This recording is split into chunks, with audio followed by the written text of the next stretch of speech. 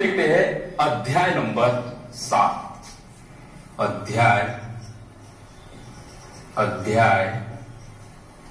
7 नियंत्रण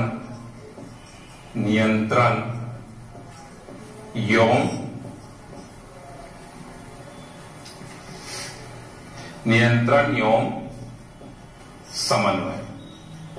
समन्वय। इसी को इंग्लिश में क्या कहते हैं? Control and coordination.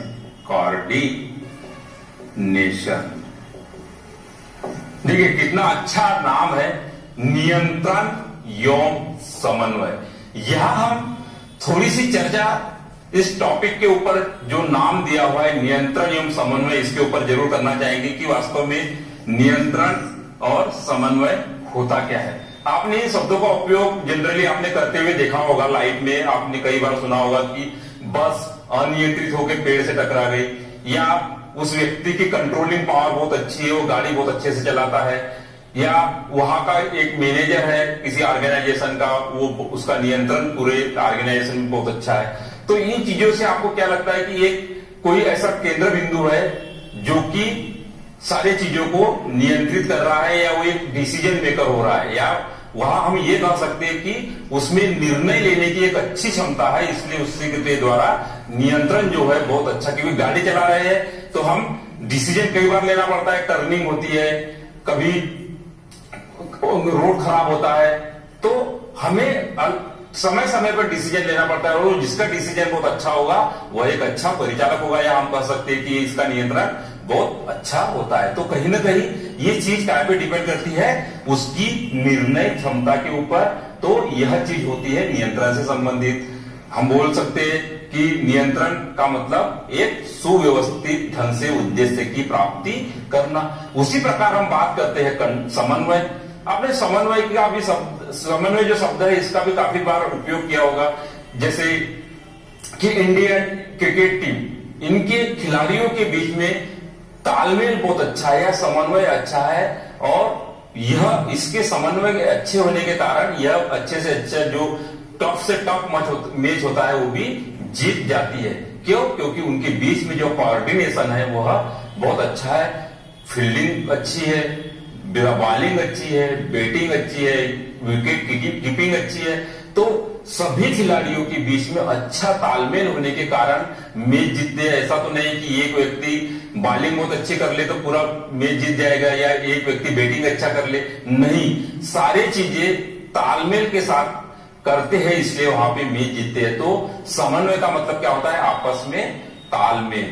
तो शरीर की यहाँ पे हम बात कर रहे हैं, जो नियंत्रण एवं समन्वय है, यह हम सजीवों की बात कर रहे हैं कि सजीवों में नियंत्रण एवं समन्वय किस प्रकार से होता है। हम चैप्टर पे डायरेक्ट ना आके हम इससे रिलेटेड कुछ चीजों का डिस्कस करेंगे, उसके बाद हम नियंत्रण एवं समन्वय पे आएंगे कि जीवों में नियंत्रण एवं समन्वय किस प्रकार से होता है। क्योंकि यहाँ पे हमें कुछ चीजों को डिस्कस इसलिए करना पड़ेगा क्योंकि जो नियंत्रण एवं समन्वय है यह कुछ गति से संबंधित होता है। क्योंकि गति होने से ही हमारे शरीर में या जीवों में जो है नियंत्रण एवं समन्वय होता है। इसको आप थोड़ा स्टेप बाय स्टेप समझेंगे। तो सबसे पहले हम बात कर लेते हैं कि जो हमने लास्ट चैप्टर पढ़ा, हमने लास्ट चैप्टर में क्या पढ़ा? जैव प्रक्रम। यह जैव प्रक्रम में हमने ये देखा था कि यह जैव प्रक्रम जो होते हैं यह अनुरक्षण के कार्य करते हैं। अनुरक्षण से क्या समझते हैं? जो हमारे शरीर में मेंटेनेंस लगातार होता है, कोई नई कोशिकाओं का बनना, ऊतकों का बनना, या हमारे शरीर में विभिन्न प्रकार के पदार्थों का संश्लेषण होना। तो यह चीज हमारे शरीर में कंटिन्यूअस चलती है। तो सजीवों को जीवित रहने के लिए, अपने जीवन को बनाए रखने के लिए अनुरक्षण का कार्य करना होता है। और ये जैव प्रक्रम में हमने काफी सारे सिस्टमों की बात की थी। हमने पोषण की बात की थी क्योंकि हमें ऊर्जा चाहिए, हमने पाचन की बात की थी क्योंकि पाचन जब तक नहीं होगा ऊर्जा प्राप्त नहीं होगी। पाचन के बाद हमने श्वसन की बात की थी, श्वसन के बाद हमने उत्सर्जन की बात की थी, हमने परिवहन तंत्र की बात की थी, और ये सारे जैव प्रक्रम हमने उसमें पढ़े थे। और हमने वहां पे ये चीज भी डिस्कस की थी कि जो सजीव होते हैं उन सजीवों का एक विशिष्ट लक्षण जो होता है वह गति भी होता है। सजीव, सजीव का मतलब क्या होता है? जिसमें जीवन पाया जाता है। तो सजीव का एक विशिष्ट लक्षण क्या था? गति। हमने गति के बारे में हमने सजीव और निर्जीव की बात की थी कि सजीव और निर्जीव को कई आधार पे अलग अलग उनको रखा गया था। कोई आधार था, उसमें से एक जो कैरेक्टर था या एक गुण था वह उसमें से एक गति भी थी कि सजीवों में गति होती है जबकि निर्जीवों में गति नहीं होती है। निर्जीवों में अगर गति होगी तो वहां पे कोई एक्सटर्नल फोर्स या कोई बाह्य बल काम करेगा। जैसे मैंने ये पेन को, इस ढक्कन को खोला तो ये पेन ऑटोमेटिक नहीं खुला, बल्कि इसके द्वारा कोई बाहर से इसको काम कर रहा है इसके ऊपर। तो जबकि सजीव खुद गति कर रहे हैं। तो सजीव और निर्जीव का एक जो हमने बेसिक अंतर देखा था उसमें हमने से एक जो गुण था वह गति था। हमने कई प्रकार की गतियों की हमने वहां पे चर्चा भी की। अब यहाँ पे हम गति से संबंधित कुछ चीज के ऊपर डिस्कस करते हैं कि जीवों में गति तो होती है। आपने पक्षियों को उड़ते हुए देखा होगा, आपने सांप को रेंगते हुए देखा होगा, आपने जानवरों को चलते हुए देखा होगा, बच्चों को दौड़ते देखा होगा। तो यह कहीं ना कहीं जीवों में जो है गति उसका एक विशिष्ट लक्षण होता है। हम यहाँ पे गति की चर्चा इसलिए कर रहे हैं क्योंकि यहाँ जो नियंत्रण एवं समन्वय की बात हो रही है यह भी गति से ही कोरिलेट करता है। जैसे हम बात कर रहे हैं कि जो पादप होते हैं या लिविंग ऑर्गेनिज्म जैसे प्लांट, हम पादप की बात कर रहे हैं। पादप जो होते हैं इसमें गति कैसे होती है? यहां पे जो गति होती है वो कैसे संबंधित है? वृद्धि से संबंधित है। हमें पता है कि पादप जो होता है यह वृद्धि करता है और बड़ा सा पेड़ बन जाता है। हमने देखा कि जैसे हमने मान लो कि कोई राजमा लिया, राजमे को मिट्टी में डाला, कुछ समय बाद वो अंकुरित होगा और अंकुरित होके वह धीरे धीरे बढ़ेगा और कुछ समय में वो एक पादप या प्लांट बन जाएगा। तो यहाँ पे जो वृद्धि हो रही है किस प्रकार से हो रही है? समय के साथ हो रही है। तो ये वृद्धि जो होती है यह यहाँ पे जो गति हो रही है, यहाँ पे गति किससे संबंधित है? यहाँ पे वृद्धि से संबंधित है। वैसे ही जीवों में भी गति होती, जीवों में भी गति वृद्धि से संबंधित हो सकती है। छोटा बच्चा होता है, छोटे बच्चे से बड़ा होता है, बड़े से और बड़ा होता है, लेकिन कुछ समय में वो वृद्धि रुक जाती है। तो यहाँ पे हम ये चीज कर रहे हैं कि यहाँ पे जो वृद्धि हो रही है वह ये भी एक प्रकार की गति ही होती है। अब मान लो हम पादप की बात कर रहे हैं कि भाई पादप में जब वृद्धि रुक जाएगी तो गति क्या होगी? ऑटोमेटिक रुक जाएगी। तो यहाँ पे गति का संबंध वृद्धि के साथ में है।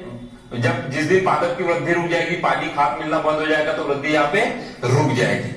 लेकिन अधिकतर जंतुओं में अधिकतर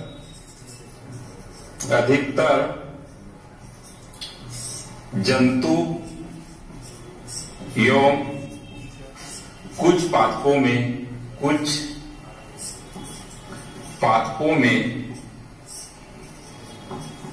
गति वृद्धि से संबंधित नहीं होती, वृद्धि से संबंधित नहीं होती, संबंधित नहीं होती। इससे क्या समझ रहे हैं आप? देखो क्या कहा? अधिकतर जंतु और कुछ पादपों में जो गति होती है वह वृद्धि से संबंधित नहीं होती। जैसे एग्जाम्पल के तौर पे मान लो कि बिल्ली, दौड़ती बिल्ली, आपने देखा होगा कई बार दौड़ती बिल्ली को,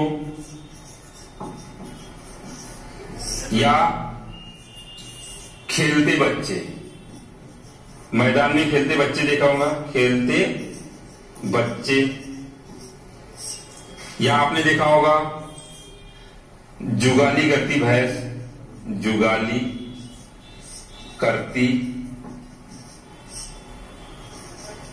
भैंस, उड़ते पक्षी, उड़ते पक्षी। तो कई प्रकार की आप यहाँ पे आप गतियों की बात कर सकते हो कि यहाँ पे आपने कई प्रकार की गतियों को आपने देखा होगा, लेकिन आप यहाँ पे एक चीज अंदाजा लगाइए कि इसमें से सभी में गति हो रही है। बिल्ली दौड़ रही तो गति हो रही है, बच्चे खेल रहे तो गति हो रही है, यहाँ पे भैंस जुगाली कर रही है तो गति हो रही है, पक्षी उड़ रहे हैं तो गति हो रही है, लेकिन यहाँ पे वृद्धि नहीं है। मतलब ये जो गतियां है यह वृद्धि से संबंधित नहीं है। तो फिर इन गतियों को हम जो दिखाई देने वाली गति है इसको जीवन के साथ क्यों जोड़ते हैं? यहाँ पे प्रश्न क्या है